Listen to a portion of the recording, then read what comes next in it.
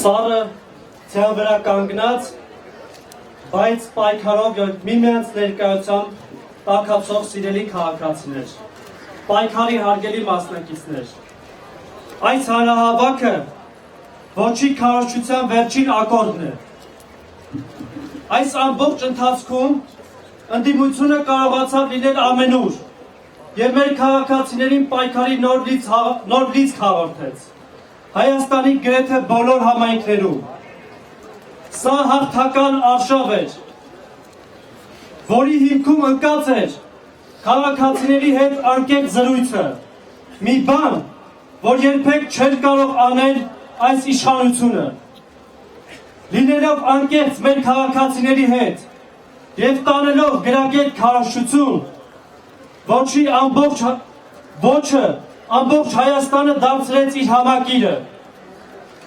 ոչ է ասում ամբողջ հասարակությունը, ծերից մինչև մանուկ, թոշակառուից մինչև ուսանող, ոչ է ասում, որովհետև ոչի մեջ է տեսնում փոփոխությունը, ոչի մեջ է տեսնում իշխանափոխությունը, ժողովրդավարությունը և վերջապես ապագայի նկատմամբ հույսը։ Ի տարբերություն ոչի, այոյի քարոզը կրկին սուտն էր, փորձ կատարվեց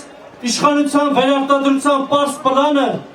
ներկայացնել որպես զարգացման և ժողովրդավարության գլխավոր նախադրյալ, և դա արվեց մի իշխանության կողմից, որը զարգացման և ժողովրդավարության հետ երբեք կապ չի ունեցել։ Տեղի ունեցավ մի պարզ բան, որը տեղի է ունենում ցանկացած ավտորիտար ռեժիմի հետ, քաղաքացիների հետ անհաղորդությունը, նրանց նկատմամբ մշտական արհամարհանքը, նրանց մտավոր և հասարակական պոտենցիալի թերագնահատումը առիթ տվեց կարծելու, թե հնարավոր է բերել մի նեղ խմբի շահերը սպասարկող նախագիծ և ներկայացնել դա որպես Հայաստանում փոփոխությունների հիմնական ճանապարհ։ Այոյի քարոզը այնքան կեղծ էր, որ նույնիսկ վիրավորանք էր առաջացնում մեր քաղաքացիների նկատմամբ։ Դրա վրա ծախսված միլիոնավոր դրամները աշխատում էին ոչ թե ի օգուտ, այլ ի վնաս այոյի։ Որքան շատ սուտ,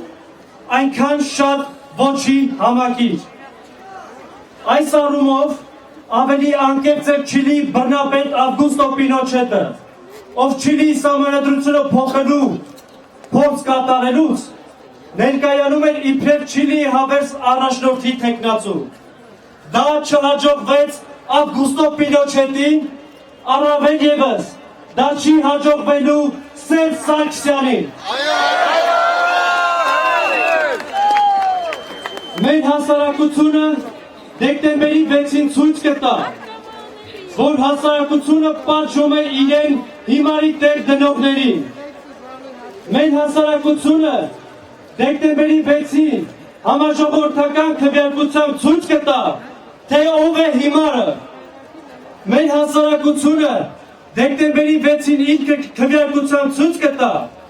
որ Հայաստանի քաղաքացին ցանկանում է ապրել այլ սոցիալական, իրավական, ժողովրդավարական Հայաստանում։ Իշխանությունները հույս ունեին, որ այս գործընթացը կարող է տանել հանգիստ պայմաններում,